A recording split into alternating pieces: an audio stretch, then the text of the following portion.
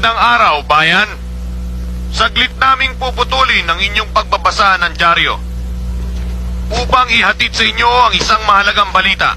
Kasalukuyang pinaghahanap ng mga otoridad ng isang grupo ng mga Hapon at Pilipino na involved sa pag-i-smuggle ng mga paltik na baril. Bibigyan daw ng pabuya na 500,000 piso ang sinumang makakapagturo o makakahuli sa nasabing sindikato.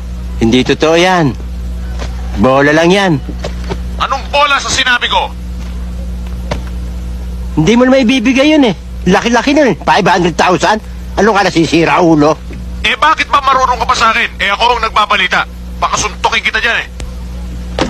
Sige nga, subukan mo. O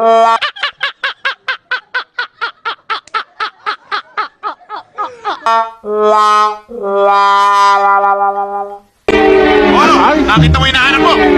Kala mo hindi kita papatulan, ha?